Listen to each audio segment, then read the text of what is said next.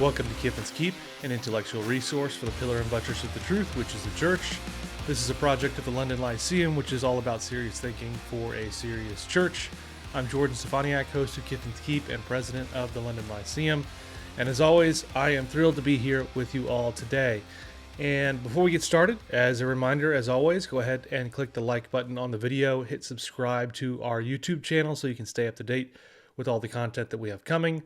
We do all sorts of cool things. You'll find all sorts of videos from experts, from me, who's not an expert, and then from guys like Jake Stone and Jesse Owens talking about Baptist history and all fun things with Baptists. So you've got all sorts of stuff, philosophical content, theological content, Baptist content, all across the map, and you're going to get it right here in your inbox all the time if you subscribe. So today I wanted to talk about AI related topics, ChatGPT. I am by no means an expert on this stuff, but I've thought about it, and here I am at 11:42 p.m. on the night before a new Kiffin's Keep episode is supposed to drop, and I've waffled on whether I'd put one out this week, if I'd take a week off, and I thought, you know what, I'm just going to put out some just random thoughts on this, because it's been kind of like boiling in my mind over the last several weeks, maybe months, and I thought, well, maybe this will generate some discussion if nothing else. So sometimes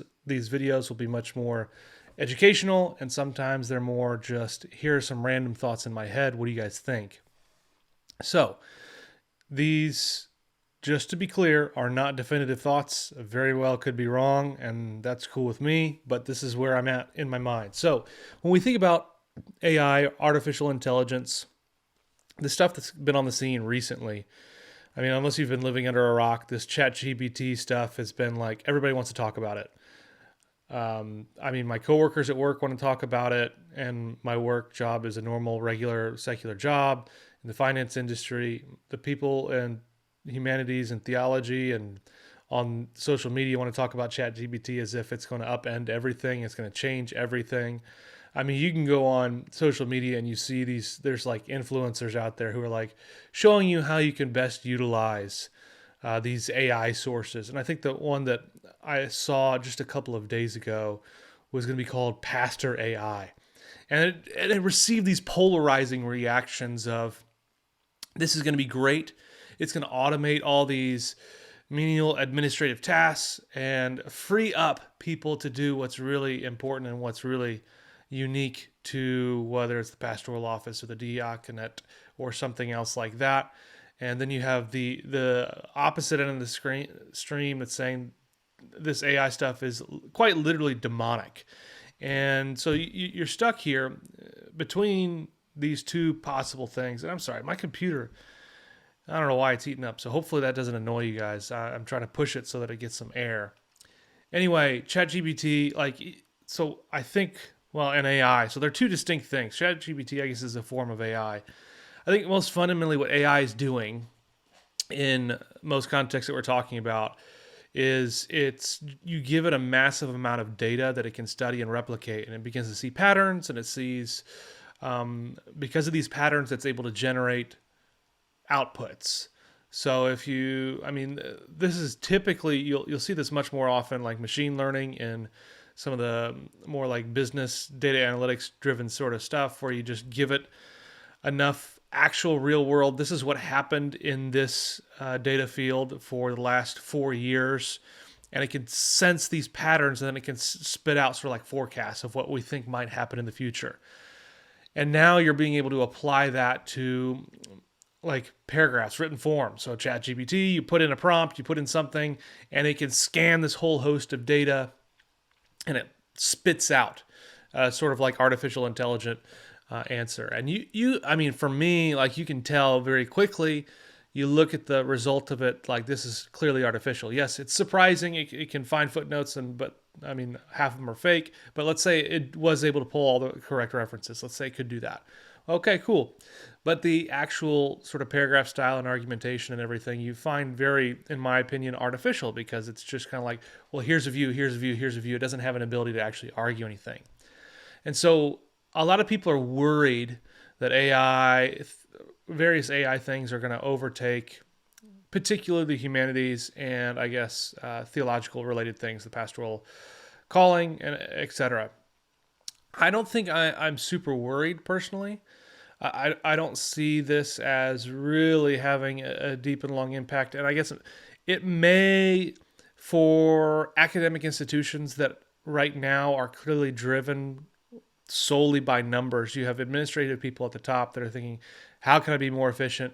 How can I be leaner? How can I have fewer faculty members? How can I just get as much money in the front end of the door and have the best bottom line as possible? This sort of stuff may end up having significant impact on that, where they cut out faculty members and they try to streamline different aspects of the educational process, which fundamentally I don't think you can do that and still have the end product in mind. So you may see a lot of that actually play out in educational institutions at some of these bigger box institutions of sorts. And you may see this at either even mega churches who have the financial resources to purchase these sort of tools that can generate, excuse me, all this content, and it can generate all sorts of just material for you as a teacher or as a pastor or whatever. As a Sunday school teacher, it's going to just automatically give me a lesson on Hebrews 6. Boom, here's my lessons on Hebrews 6. Now, a lot of this actually overlaps quite significantly with the discussion I had on plagiarism, which I don't know when you're watching this video, but if you're watching these sequentially, then it would be the last one that I did. And how there is a temptation to rely on other people and not give them credit. Now there's even a greater temptation to use these AI tools where you would theoretically not be able to find out who your source is, and you can pretend that it's yours, it's original to you, etc. But I think bottom line with all these AI tools is they fundamentally cannot replicate what is unique to humans alone, and that is a form of rationality and a form of creativity that cannot be replicated. I fundamentally believe that there are natural kinds, and human nature is one of those kinds that can't be replicated. This is part of what it means to have the image of God, is this rationality. I know that's old school. If you're cool in the biblical studies stuff, then you probably think the image of God is more functional than it is sort of substantial in nature. And I plan to do a talk on the image of God because somebody asked me to do that, and I'm going to do it. But I haven't thought about all the nuances to it, and I want it to be useful and educational, so I just haven't done it yet. All that to say is AI, you can't create something that can replicate the creativity, the imagination, the rationality that comes with just being a human. It is fundamentally impossible. It will always be second rate. Now, that said, it can mimic things very closely, and it can be a deceptive counterfeit in a lot of ways. That's absolutely true.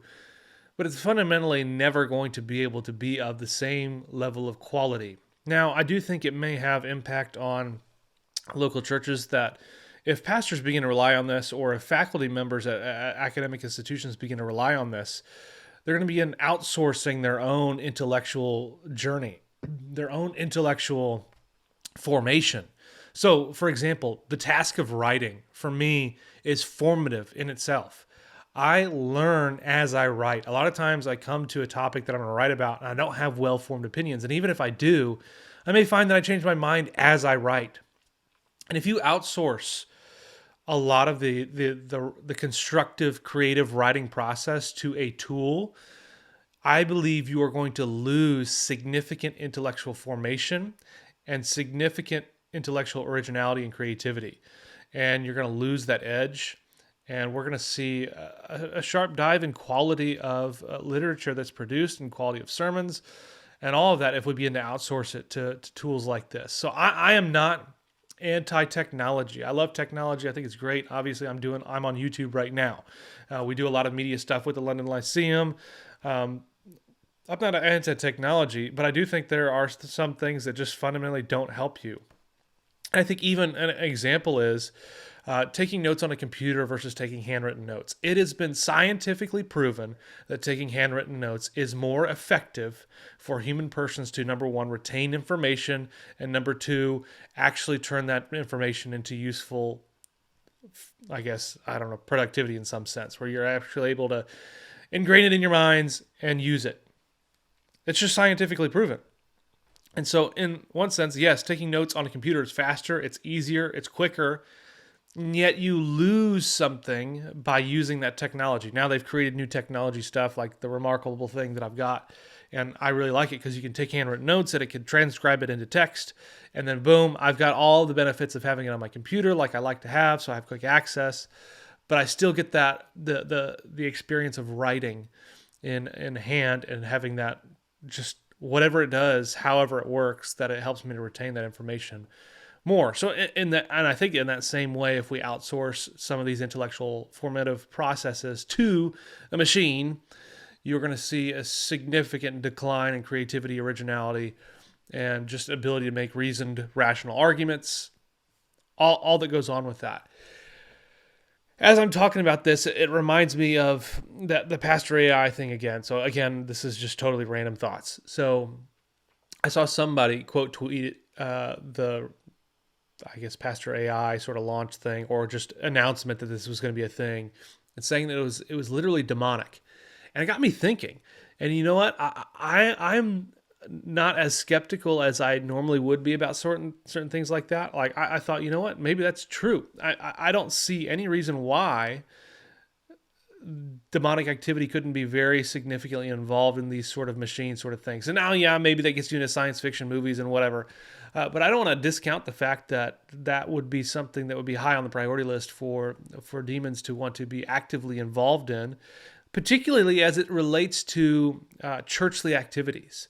I mean, I think of the sermon. I think of just general discipleship. And if we're beginning to outsource this to a machine, why wouldn't demons be significantly involved in taking that out and inputting their own information in there? But really, when it comes to the church, I don't think there's anything in the life of the church that can be replicated by artificial intelligence. Everything about the church is fundamentally human-centered. The gathering of the church physically in a location to sing together, you can't outsource that to a machine. To greet one another, to handshake, to hug, to kiss, you cannot replicate that with a machine. To pray for one another cannot be replicated by a machine. The event that is the reciting of the creed together to one another cannot be replicated by a machine. The event of the sermon cannot be replicated by a machine. That is not a just purely content delivery. That is an encounter with the living God. It's an announcement of the gospel, and it's not something that can be replicated. You can't just outsource that to AI or whoever else and end up with the same result. Absolutely not. And the Lord's table, baptism, you can't replicate those. You can't go to the metaverse. You can't do whatever it is and experience those realities. Everything about the church is fundamentally human-centered, and it cannot be replicated or outsourced to something else.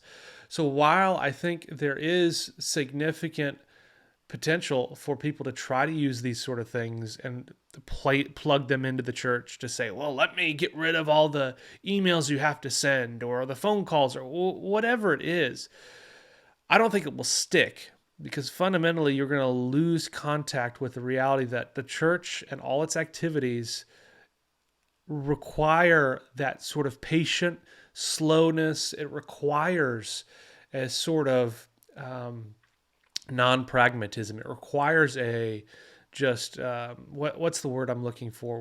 Where there's streamlined, where it's like slow. It's intentionally slow in those ways, and that's because it has a purpose, and that purpose serves to love and care for people who need the slow, patient guidance in all the little steps of life. They need that phone call touch. They need the email with the typo. They need all those basic small little things bound up with the life of the worship of the church together on the Lord's Day. And so I just think AI is, whether it tries to make inroads into the church or not, it's not going to stick. It can't. And maybe it will in certain segments of whatever evangelicalism is, and it will be all to their detriment and spiritual drought and potential death. So I would very much say AI is not a good idea for those sort of things. I'm not like totally against it for various things. I mean, again, I work in more hard science stuff during the day, and I can see very much how AI or these other tools can very much outsource simple things like coding. I mean, you can teach a machine how to do coding. It's not very hard to show. Here's the sort of structure that I want you to do, and I want you to do this a thousand times over for me. It saves me a bunch of time. Cool. That's great. That's a great use of thing. What it will never be able to do is to think critically, to reason, to analyze, to actually produce creative content that only a human person is able to do. And I don't care what anybody says, you cannot replicate the human person. It is impossible. It will never be done. I don't care how sophisticated the machine is, it cannot replicate God's special design. Now, that gets you into the questions of, do angels have the image of God since they have rationality and stuff? Don't want to talk about that because I have no clue, no earthly idea. Maybe I should have a heavenly idea. Yeah, this is what happens when I don't have notes. I just start talking and making bad dad jokes. I don't know where else I'm going with this. I feel like I've been talking for a while about AI, and hopefully it's useful in some sense. I'd love to hear what you guys think. Is AI something that you think is going to disrupt, I guess, the humanities or the church in general? Is it going to have more impact on academic institutions or on the actual local church? Is it going to be just a passing fad altogether and something that really doesn't have an impact? I mean, what does that look like? In your opinion, is it going to have a wide range of impact? I know ChatGPT has already had impact in academics. I've already had a student who used it to plagiarize a version of an essay that he was working on. And so that's a very real temptation in academia, is to outsource your paper writing to ChatGPT.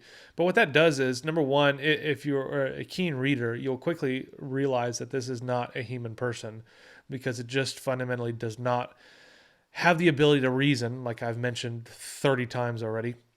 But also, as the student, if you're a student somewhere, your whole purpose is to learn and to be formed. And if you're not willing to go through the process of learning and the formation process of getting things wrong and thinking and wrestling and trying to put pen to paper yourself, you're not going to learn anything. You will learn absolutely nothing. Maybe you'll get a piece of paper at the end of it. Who cares? You're supposed to care about being formed into a better human person, gaining wisdom, gaining other virtues. And if you try to outsource it to ChatGPT or whoever it is, it doesn't have to be ChatGPT. It could be somebody you paid. It could be a friend. You will not be formed into a wise person. You are a foolish person. Okay, that's what I've got to say on AI for now anyway. These are my provisional thoughts. I know AI's got all sorts of like nuances and stuff, and there's probably, if you're an AI nerd, you're probably watching this thinking, man, he stumbled through AI, whatever. General idea of artificial intelligence, being able to replicate things, being able to, if you give it enough data, it can spot trends and nuances, and it can make these generative claims. I don't think can ever touch a true human ability to do that. Just, it doesn't matter. And you know what? I like machine learning. I think it's a great tool to help in sort of more hard science areas. And I guess I wouldn't be against, in some areas, taking away some of the more boring administrative tasks from either the church or from an academic institution. But I get very sketchy when it comes to the church, because I think almost all the tasks that are associated there are fundamentally there for a reason and require a human person. And if you take the human person out, you're going to lose something that's necessary to the life and community of the local church. So that's my thoughts on this. Again, if you guys have things you want me to talk about, let me know. I've got a list here of things that I plan to talk about. Let me look at them real quick and let you know what they are. Since you've watched this far, I imagine that you're a loyal viewer, and I really appreciate you for doing that. So I am a nerd, and I've got here on my computer all my Excel stuff. I keep it all in Excel just because it's easier that way. There's a bunch of, I've tried a million tools, and honestly, as lame as Excel is, it's as old school as it is, it actually gets the job done pretty well if you know what you're doing. So in this case, I do want to talk about the image of God in the soul. I plan to do a rebuttal to an Eastern Orthodox Rock and Sand book and YouTube series. So the reason I want to do that is because my brother became Eastern Orthodox in a large part through that. And I've watched segments of it, and I thought, this guy has no idea what he's talking about. And it's got a million views on here, and I want to put a Protestant rebuttal out there. And then other than that, I thought about talking a little bit about classical theism. What is it? What is it? What is it not? I thought about talking about SCOTUS and if he actually has a virus or not, which you'll find in, I don't want to totally out this book, but in Matthew Barrett's latest book, you find this throughout where SCOTUS has a virus of sorts. So I thought about talking about that. And what else do I want to do an episode on whether seminary is necessary for either a pastor or a layman or somebody else, and just kind of like walk through that a little bit. Somebody else asked me to do an episode on intellect and will and reformed thinking, which I plan on doing that as well. And then I've got one that somebody else asked me on annihilationism and how does that fit with the Second London Confession of Faith. Again, some of these I have to do a little bit more research for, like intellect and will. I just haven't thought about a lot recently, so it requires me to go back and read through some resources and put together some notes. And then I do want to talk about a couple of other things that I've got on here. But if you have things you'd love me to talk about, let me know, and I'm going to add them to the list. They will be on my list, and I will eventually get there. I won't always get there quickly. Sometimes I'll be there faster than others because I am thinking about them more recently, and it's just easier to put together a couple notes. Either way, I appreciate you guys listening or watching, however you obtain this information or this content. I think it's fun for me. It's helpful for me to think through some ideas. As I've mentioned before, it helps me to sort of like push through and think, how do I organize some thoughts? And I always like the feedback. So if you're not aware, we have a Slack group for the London Lyceum where we chat about all sorts of things, whether it's analytic, Baptist, confessional, pastoral, historical, theology, philosophy, normal life, how to barbecue meat, all that kind of fun stuff. You're free to join that. We talk about a lot of these videos and different things there as well. It generates a lot of great discussion. So I'd love to have you join there. You can find that at our website, thelondonlyceum.com. And if you go there, I don't remember where exactly it's at, so let me pull it up since I can. Thelondonlyceum.com. There is a resources tab. Is that where it's at? Yes. And then there's a tab there that says London Lyceum Society. You click it, and you can type in your little name and email, and boom, I'll get it, and I'll invite you to the group. And as a reminder, if you're watching this on YouTube and you're not yet an exclusive subscriber to the London Lyceum, I encourage you to do that because we have a couple of projects that we need some funding for. And what's going to happen here is for just $5 a month, you're going to get access to all these videos on podcast format. You're going to get generally particular in podcast format. You're going to get access to the Hanover House, which is exclusive to exclusive subscribers. And then you're also going to get like all of our YouTube specials and round tables, all there in podcast format, and other exclusive content will go funnel in there that only you will have access to. Just $5 a month, even if you did it just for a couple of months. I mean, I like to think of it, if you went to Starbucks and you tried to buy a coffee, it's probably going to be like $4 or $5 just for terrible coffee. If you got one of their funky drinks, like the pink drink, whatever it's called, that's like $6 or $7. So think you do that once a month and you've already paid for the exclusive membership.